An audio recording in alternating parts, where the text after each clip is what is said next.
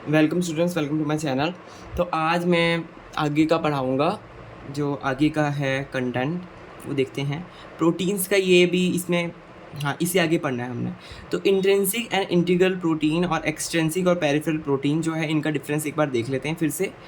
Intrinsic वाले जो होते हैं वो परमानेंट होते हैं, परमानेंटली अटैच होते हैं और 70% ये इसमें एम्बेडेड होते हैं, है ना। पूरा 70% हिस्सा ये इंट्रिंसिक जो है वो लेते हैं। प्रोटीन चैनल की तरह काम करते हैं, कैरियर की तरह काम करते हैं, है ना। ऐसे ये काम करते हैं, एम्बेडेड होते हैं, 70% एम्बेडेड होते हैं, ये 30% होते हैं एक्सट्रिंसिक। और ये सरफेस पे प्रेजेंट होते हैं, ठीक है। और सरफेस रिसेप्टर की तरह ये काम करते हैं। ये चैनल और कैरियर की तरह काम करते हैं, ये सरफेस रिसेप्टर की तरह काम करते हैं। ये मेम्ब्रेन, ये जो प्रोटीन है इंट्रिंसिक प्रोटीन, ये मेम्ब्रेन से ज़्यादा क्या कहते हैं इंटरेक्ट करते हैं, हाईली इंटरेक्ट। और ये लेस इंटरेक्ट करते हैं क्योंकि ये कम एम्बेडेड है, ये ज़्यादा एम्बेडेड है। ये detergent remove it from plasma membrane, detergent जो होता है वो इसको रिमूव कर देता है प्लाज्मा मेम्ब्रेन से। और ये डाइल्यूट सॉल्ट इसको रिमूव करता है। एग्जाम्पल की बात करें, ग्लाइकोफोरिन, रोडोप्सिन, NADH डिहाइड्रोजिनेस, ये इसके एग्जाम्पल्स हैं। ग्लाइकोफोरिन सिंगल पास है और इसका है माइटोकॉन्ड्रिया साइटोक्रोम सी। माइटोकॉन्ड्रिया का जो साइटोक्रोम सी होता है वो इसका एग्जांपल है एक्सट्रिंसिक का। और एरिथ्रोपोइटिन स्पेक्ट्रिन भी इसका एग्जांपल है। तो ये इसके कुछ रेफरेंस हो गए। अब हम इसके एग्जांपल्स जो है ना वो 1 बाय 1 एक बार पढ़ेंगे इंट्रिंसिक, और इसके एग्जांपल्स पढ़ेंगे हम, ठीक है। एग्जांपल्स मैंने लिखे हुए हैं। तो आप मेरे चैनल को, जो ये ऋषभ लाइफ साइंसेज मेरा चैनल है, आप इसको ज़रूर सब्सक्राइब करें। इससे मैं सारे क्या कहते लेक्चर्स लेके आऊँगा स्लोली एंड ग्रेजुअली। अभी तो रिज़ल्ट आ गया, आई थिंक आज रिज़ल्ट भी आ गया है। तो अब तो आप पढ़ना शुरू करना ही पड़ेगा। जो ऐसे सोच रहे थे कि नहीं अभी हम पढ़ेंगे नहीं, तो आप मेरे चैनल को सब्सक्राइब करें। आपको उसमें स्लोली एंड ग्रेजुअली सब कुछ ही अवेलेबल हो जाएगा इस चैनल में। अभी मैं इसमें ये वाला यूनिट करा रहा हूँ और बाकी सारी यूनिट भी मैं क्या कहते हैं लेके आऊँगा। और आपको सही रहेगा रिवीजन, जितनी मर्जी बार रिवीजन करें मेरे चैनल से। और अगर आपको ये मेरे नोट्स चाहिए तो आप मेरे नोट्स जो हैं वो rishabhlifesciences.in में आप इसको क्या कहते हैं परचेज़ कर सकते हैं। वो फ्री नहीं है। मेरा जो कंटेंट, जो पढ़ाने वाला कंटेंट है, जो क्या कहते हैं समझाता हूँ, वो फ्री है। तो अगर आपके पास नोट्स होंगे तो आपको लिखने की ज़रूरत भी नहीं पड़ेगी, आपका टाइम बचेगा। तो आप वैसे कर सकते हैं जैसा आपको अच्छा लगे, ठीक है। और बाकी अभी हम पढ़ लेते हैं। सब कुछ मैं बनाने की कोशिश करूँगा अपने चैनल में। मुझे भी टाइम लग जाता है क्योंकि I am also preparing these notes, तो इसलिए मुझे टाइम लग जाता है। और अभी फ़िलहाल इसमें ये जो वेबसाइट है, इसमें यही सेल बायोलॉजी के लिए के ही नोट्स अभी अवेलेबल हैं और वो आप परचेज़ कर सकते हैं। और बाकी सारे यूनिट्स के मैं धीरे-धीरे सारे यूनिट्स के क्या कहते हैं करूँगा। और सारे यूनिट्स के करूँगा मैं, है ना। और आपको बता दूँगा फिर, ठीक है, मैंने कौन-कौन से कर दिए हैं। तो इसलिए आप मेरे साथ जुड़े रहिए। इसको भी आप वो कर सकते हैं, सब्सक्राइब कर सकते हैं ऋषभ लाइफ साइंसेज को, उसकी अपडेट्स मिलती रहेंगी। और मेरे चैनल को भी आप सब्सक्राइब कर सकते हैं, ठीक है। तो चलिए आगे का देखते हैं, एग्जांपल्स देखते हैं इंटीग्रल मेम्ब्रेन प्रोटीन के। एग्जांपल्स की अगर बात करें तो ये इंटीग्रल प्रोटीन है और एक्सटेंसिक प्रोटीन है। इसके एग्जांपल जब इंटीग्रल के हैं, जैसे ग्लाइकोफोरिन हो गया, बैंड 3 हो गया। इसका कौन सा है, एंकायरिन और बैंड 4.1। और इसका है स्पेक्ट्रिन। ये सारे इसके एग्जांपल्स हैं। तो एक बार ग्लाइकोफोरिन का पढ़ लेते हैं। ग्लाइकोफोरिन ए होता है, बी होता है, सी होता है, ई होता है, अलग अलग प्रकार की कैटेगरीज के होते हैं, ठीक है। ये RBC में पाए जाते हैं। ग्लाइकोफोरिन कहाँ पाए जाते हैं, RBC में पाए जाते हैं, रिच इन सियालिक एसिड। इसमें सियालिक एसिड ज़्यादा होता है। जो मेन पॉइंट्स हैं इन प्रोटीन्स के, वही मैंने यहाँ लिखे हैं कि ये सियालिक एसिड में क्या कहते हैं रिच होता है, इसलिए मैंने यहाँ पे लिख रखा है सियालिक एसिड में रिच होता है, ठीक है। और gives hydrophilic charge two amino RBC को हाइड्रोफिलिक चार्ज सियालिक एसिड की वजह से ही मिलता है। तो इसकी वजह से हाँ, तो इसको नेगेटिव चार्ज हाइड्रोफिलिक एसिड की वजह से नेगेटिव हाइड्रोफिलिक चार्ज मिल रहा है, ठीक है। और बैंड 3 14 ट्रांस मेम्ब्रेन प्रोटीन है। मतलब 14 बार ये ऐसे क्या कहते हैं, ऐसे जो ट्रांस मेम्ब्रेन होता है ना, 1 2 3, जो GPCR होता है वो 7 ट्रांस मेम्ब्रेन प्रोटीन होता है, 7 बार क्रॉस करता है। ये 14 टाइम्स क्रॉस करता है, ऐसे करके 1 2 3 4 5 6 7 ऐसे ऐसे पूरे 14 टाइम्स ये बैंड 3 जो है वो क्रॉस करता है मेम्ब्रेन को, प्लाज्मा मेम्ब्रेन को। और एनकोडेड बाय SLC4A1 SLC4A1 से ये एनकोडेड होता है। ये अनायन ट्रांसपोर्ट प्रोटीन है, अनायन को ट्रांसपोर्ट करता है। आगे यहाँ पे एक्सट्रेंसिक वाला देख लेते हैं। एक्सट्रेंसिक तो हमें पता ही है, जो सरफेस में प्रेजेंट होते हैं बेसिकली, सरफेस पे। ये तो एम्बेडेड होते हैं, इसलिए इतनी बार देखिए क्रॉस कर रही है। जो ये बैंड 3 है, ये कितनी बार 14 टाइम्स, 14 बार ये ऐसे करता है, क्रॉस कर रहा है। तो ये एक प्रकार का बहुत ज़्यादा इंटरेक्ट हो रही है, और ये बहुत ज़्यादा एम्बेडेड भी है। तो एग्जाम्पल से समझ सकते हैं कि कितना एम्बेडेड है और इंटरेक्टिव भी ज़्यादा है। और वहीं दूसरी तरफ जो ये एक्सटेंसिक वाले हैं, ये इतने एम्बेडेड नहीं होते हैं। एग्जाम्पल देखिए, यहाँ पे देखिए डायग्राम से देखिए छोटा सा, ये देखिए बैंड 3 वाला यहाँ पर प्रेजेंट है, ये प्लाज्मा मेम्ब्रेन में। यहाँ पे बीच में एंकायरिन देखिए थोड़ा सा ही प्रेजेंट है, इसमें थोड़ा सा ही इंटरेक्ट कर रहा है और थोड़ा सा ही सरफेस पे प्रेजेंट है। और ये स्पेक्ट्रिन है, स्पेक्ट्रिन। हाँ, तो अब इसके बारे में पढ़ते हैं। एंकायरिन देखिए इस प्रकार से होता है, इन दोनों को आपस में कनेक्ट करता है। एंकायरिन का काम आई थिंक यही है, इन दोनों को, ये जो है यहाँ पे लिखा हुआ है, mediator between spectrin and integral membrane band 3। जो बैंड 3 है और जो स्पेक्ट्रिन है, बैंड 3 और स्पेक्ट्रिन जो है, इन दोनों के बीच का ये मीडिएटर है, इन दोनों को आपस में जोड़ के रखता है। Maintain integrity of plasma membrane, plasma membrane की इंटीग्रिटी को ये मेंटेन करके रखता है। बैंड 4.1 जो है, band 4.1 associated with the cytoskeleton and encoded by EPB41 gene. Band 4.1 जो है वो साइटोस्केलेटन और से एसोसिएटेड होता है और एनकोडेड बाय EPB41 जीन। जो EPB41 जीन होते हैं उससे ये एनकोडेड होता है बैंड 4.1, ये याद रख लेना। हाँ, तो यहाँ पे भी बैंड 3 वाला का जिक्र हुआ है, ये 4.1 अलग है। बैंड 3 वाले में SLC4A1 होता है, यहाँ पे EPB41 ऐसे वाला जीन यहाँ पे प्रेजेंट होता है। ये जीन डिफरेंट रोल प्ले करते हैं। Role in maintaining structure and skeleton erythrocytes. तो इसका क्या रोल है, ये जो इसमें जो जीन वगैरह है, इनका रोल क्या है? इनका रोल है क्या कहते हैं, स्ट्रक्चर को और स्केलेटन को, जो स्केलेटन है एरिथ्रोसाइट्स का, उसको मेंटेन करना, उसके स्ट्रक्चर को और उसके स्केलेटन को मेंटेन करना। स्पेक्ट्रिन जो ये वाला स्पेक्ट्रिन है, स्पेक्ट्रिन क्या है?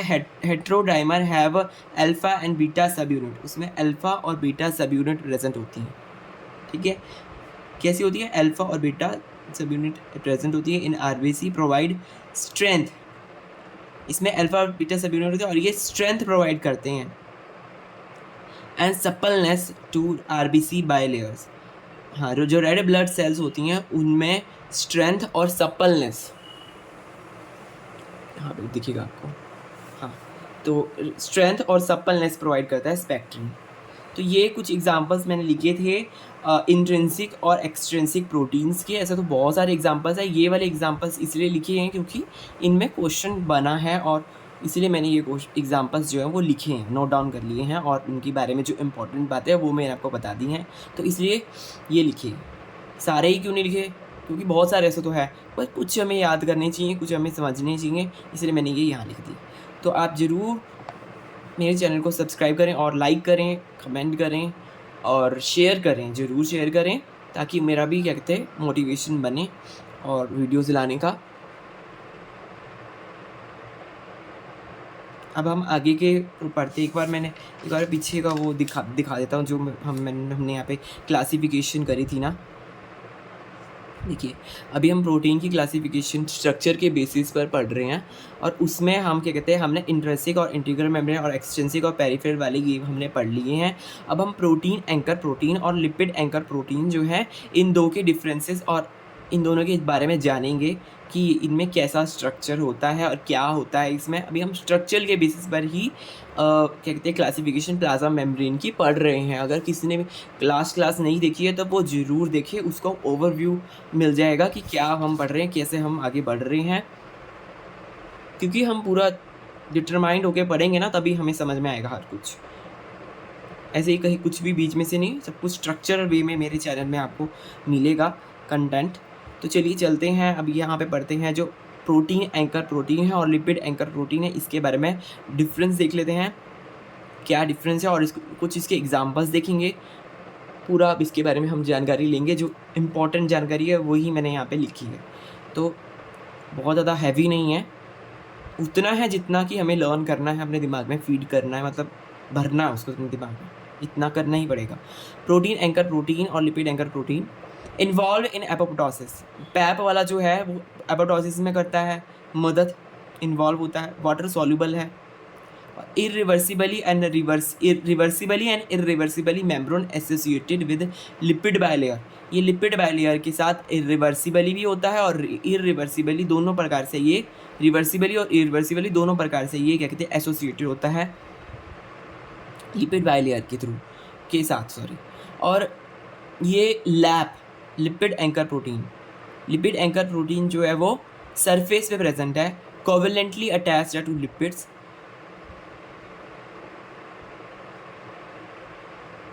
एम्बेडेड विद सेल मेम्ब्रेन के साथ ये एम्बेडेड है, link to fatty acid myristate and palmitate. Myristate और पाल्मिटेट इनसे ये कहते अटैच्ड है। लैप जो है लैप लिपिड एंकर प्रोटीन, इनके आगे टाइप्स हैं, 3 टाइप्स हैं इसके, GPI link protein, prenylated protein,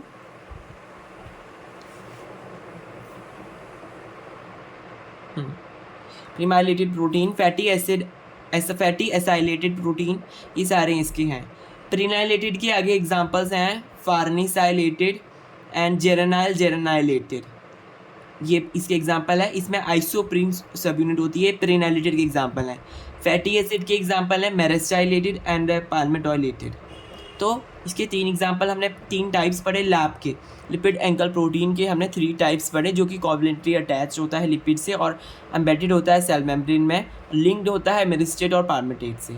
आगे इसके 3 टाइप्स पढ़े, GPI link protein, prenylated protein, fatty acylated protein. Prenylated protein जो है उसके आगे 2 एग्जांपल्स हैं, 2 टाइप्स हैं, एक फार्नेसाइलेटेड और एक जेरेनाइलेटेड। फार्नेसाइलेटेड 15 कार्बन का है, जेरेनाइलेटेड 20 कार्बन का है। आइसोप्रीन सब यूनिट से ये मिलकर बने होते हैं। और अगर बात करें फैटी एसाइलेटेड प्रोटीन की, ये मेरिस्टाइलेटेड है 14 कार्बन 14 एंड पाल्मिटोइलेटेड ये 16 कार्बन का है। इस प्रकार से ये प्रेजेंट है। अब हम यहाँ पे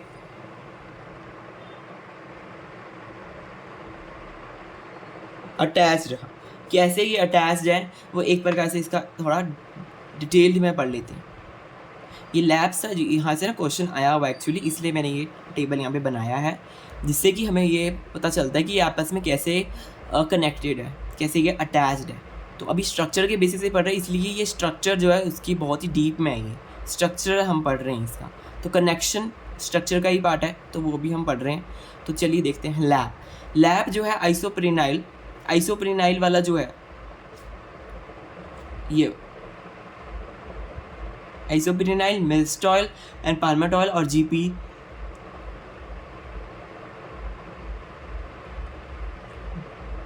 GPI लिंक्ड, ये इसके हैं। ये प्रीनाइलेटेड का ही हो गया, जो आइसोप्रीनाइलेटेड है ना, आइसोप्रीनाइल और प्रीनाइल का एग्जांपल है, यहाँ पे लिखा हुआ है। तो प्रीनाइलेटेड इसमें फेर्निसाइल और जेरेनाइल दोनों आ जाते हैं इसमें। आइसोप्रीनाइल वाले में, आइसोप्रीनाइल वाला अटैच होता है cysteine at carbon 6 at carbon से 16 कार्बन से अटैच्ड है, 16 एट कार्बन। मेरिस्टॉल वाला ग्लाइसिन एट, सॉरी इस कार्बन नहीं है, सॉरी C टर्मिनल है, सॉरी मिस्टेक हो गई, ये C टर्मिनल से कनेक्टेड है, सिस्टीन C टर्मिनल से कनेक्टेड है। मेरिस्टॉल जो है वो ग्लाइसिन N टर्मिनल से कनेक्टेड है। पाल्मिटोइल जो है वो सिस्टीन N टर्मिनल और C टर्मिनल दोनों से कनेक्टेड है। GPI लिंक जो है वो वेरियस रेजिड्यूज से कनेक्टेड है। और इसमें कौन सी लिंकेज प्रेजेंट होती है, यहाँ पे थायोएथर लिंकेज प्रेजेंट होती है। हाँ सिस्टीन ये सब मैंने बता दिया। और इसमें थायोईथर लिंकेज होती है, इसमें अमाइड लिंकेज होती है, इसमें थायो एस्टर लिंकेज होती है। पाल्मिटोइल वाले में, GPI वाले में अमाइड लिंकेज होती है। लोकेशन, ये सारे इंट्रासेलुलर हैं। आइसोप्रीनाइल, मेरिस्टॉल और पाल्मिटोइल ये सारे कौन से हैं, ये सारे हैं इंट्रासेलुलर। और ये GPI लिंक्ड वाला जो है वो है सेल सरफेस में प्रेजेंट होता है, सेल सरफेस में होता है। तो ये तो जो इसमें जो मैंने डॉट लगाया है ये क्वेश्चन में आए हुए हैं, इसलिए मैंने यहाँ पे इसमें डॉट लगा दिया। तो थोड़ा आसपास वाले भी याद कर लो, तो ये तो करना ही है याद। ग्लाइसिन एट एन टर्मिनल में है, ठीक है, ग्लाइसिन जो एन टर्मिनल में है उसका, ग्लाइसिन एन टर्मिनल वाले में अमाइड लिंकेज है, सिस्टीन वाले में जो है वो एन टर्मिनल और सी टर्मिनल उसमें थायो एस्टर लिंकेज है। तो इस प्रकार से पढ़ सकते हैं। अब नेक्स्ट देखते हैं,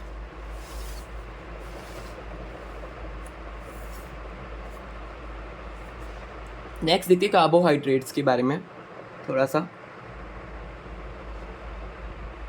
हाँ, कार्बोहाइड्रेट्स के बारे में देखते हैं। कार्बोहाइड्रेट जो प्रोटेक्टिव कोट की तरह काम करता है, इसके फंक्शंस देख लेते हैं पहले।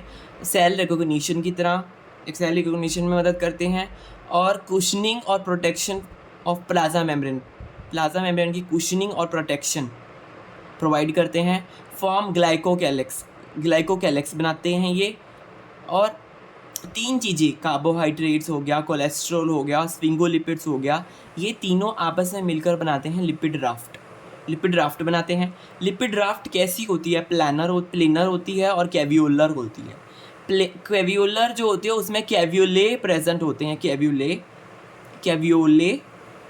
थोड़ा स्पेलिंग ऐसी है। ये फ्लास्क शेप्ड स्ट्रक्चर्स होते हैं, और ये जो कैवियोले हैं ये कंटेन करते हैं कैवियोलिन प्रोटीन। कैवियोलिन प्रोटीन को ये कंटेन करते हैं। Intrinsic cholesterol binding membrane protein ये कहलाते हैं। कैसे होते हैं? Intrinsic cholesterol binding membrane protein. Intrinsic है मतलब बहुत ज़्यादा इंटरेक्ट करते हैं अब, और एम्बेडेड हैं। कोलेस्ट्रॉल बाइंडिंग मेम्ब्रेन प्रोटीन है, कोलेस्ट्रॉल से बाइंड करते हैं और मेम्ब्रेन में प्रेजेंट होते हैं। साफ पता चल रहा है क्या इसका फंक्शन है, ठीक है। तो अब ये लिपिड राफ्ट का काम क्या है, और एक बार लिपिड राफ्ट का काम देख लेते हैं, जो कि बहुत ही अच्छा इसका इंपॉर्टेंट काम सेल के मूवमेंट में है। Uptake of extra cellular molecule by endocytosis. Endocytosis जो प्रोसेस है, फेनोमेना है, वो हम डिटेल में अभी पढ़ेंगे। एंडोसाइटोसिस, एक्सोसाइटोसिस ये आपने पढ़ा होगा आई थिंक, तो ये हम पढ़ेंगे। एंडोसाइटोसिस में जो अपटेक है, जो अपटेक करता है एक्स्ट्रा सेलुलर मॉलिक्यूल्स को, बाहर जो पड़े हुए हैं एक्स्ट्रा सेलुलर, सेल के एक्स्ट्रा मतलब बाहर जो पड़े हुए मॉलिक्यूल्स हैं उनको ये एंडोसाइटोसिस के थ्रू क्या कहते हैं अंदर लेता है लिपिड राफ्ट में काम आता है। लिपिड राफ्ट किसके काम आ रही है? वो ये एंडोसाइटोसिस के थ्रू एक्स्ट्रासेलुलर मॉलिक्यूल को लेने में काम आ रही है। और न्यूरोट्रांसमिशन में भी ये लिपिड राफ्ट का फंक्शन है। Also present in lysosome and Golgi complex. Lysosome और गोल्जी कॉम्प्लेक्स में भी ये प्रेजेंट होती हैं lipid rafts. Sphingomyelin associated and cholesterol associated. Sphingomyelin associated जो वो थिकर बाइलेयर होती हैं, जिसमें स्फिंगोमाइलिन होता है। और जो कोलेस्ट्रॉल से एसोसिएटेड होती है वो डिक्रीज थिकनेस, उनमें थिकनेस जो होता है वो ज़्यादा नहीं होती। तो अभी ये लिपिड राफ्ट के बारे में पढ़ लिया, उसके फंक्शन देख लिए और कार्बोहाइड्रेट्स के देख लिए। तो अभी आज हम इतना ही अभी इसमें पढ़ेंगे। नेक्स्ट क्लास से हम ट्रांसपोर्ट शुरू करेंगे। प्लाज्मा मेम्ब्रेन में जो ट्रांसपोर्ट देखने को मिलता है, छोटी छोटी क्लासेस इसलिए सही रहती है क्योंकि ये थोड़ा हम कहते हैं पूरे फोकस से मैं पढ़ा पाता हूँ, और ज़्यादा लंबा अभी फ़िलहाल मैं नहीं पढ़ा रहा, और आपको भी फिर दिक्कत होती है पढ़ने में। थोड़ा थोड़ा करके सारा कुछ मैं कवर करूँगा, सो फिकर नॉट। तो आप बस क्या कहते हैं सब्सक्राइब कर लीजिए ऋषभ लाइफ साइंसेस को, और जो मेरा वेबसाइट है वहाँ पे नोट्स मिल जाएंगे आपको, वो आप चेकआउट कर सकते हैं और देख सकते हैं। और बाकी अगर आपने नहीं देखा, बाकी प्रीवियस क्लासेस नहीं देखी हैं, वो आप ज़रूर देखें।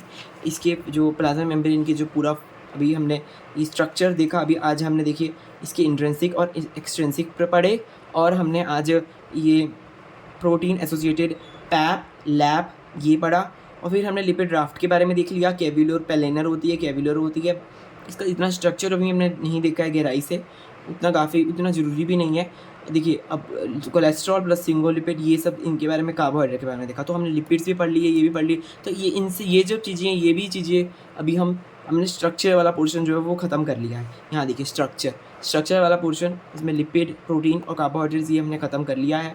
फिर हम ट्रांसपोर्टेशन वाला पढ़ेंगे, फिर हम इलेक्ट्रिकल प्रॉपर्टीज़ पढ़ेंगे, फिर जाके हमारा प्लाज्मा मेम्ब्रेन का जो कंसेप्ट है वो हमारा पूरा टिप्स में हो जाएगा। तो आप ज़रूर सब्सक्राइब करें ऋषभ लाइफ साइंसेज़ को, तो और शेयर करें अपने फ्रेंड से, और लाइक करें, कमेंट करें, और मेरे चैनल को आगे से आगे बढ़ाएं। और मैं भी आपको कंटेंट अवेलेबल करवाता रहूँगा अपने चैनल में। तो मिलेंगे नेक्स्ट वीडियो में। Bye bye, have a nice day.